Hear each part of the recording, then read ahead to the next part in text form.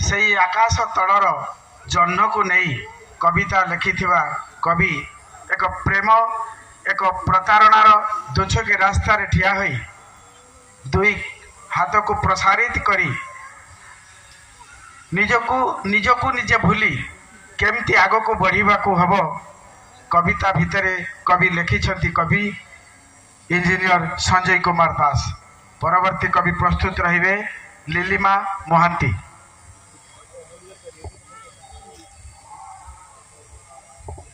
समस्त नमस्कार। तो कवितार शीर्षक है आकाश तलर जन्म।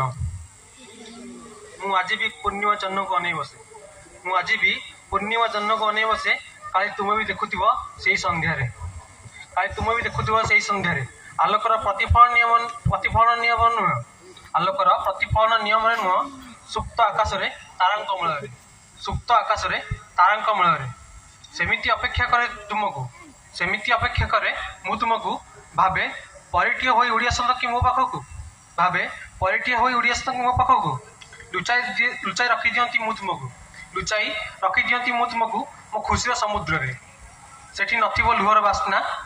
सेठी नथिबो लुहर बास्ना मते तुम कला कजल लगा आखिरे भिजिया को दियो मते तुम कला कजल लगा आखिरे भिजिया को दियो तुम कला टिके टिके जगह दियो तुम कला टिके टिके जगह दियो सेठी रही जीवी मु सारा जीवन सेठी रही जीवी मु सारा जीवन तुम हाथ रे हाथ रखी तुम कांधरे मुंड थोई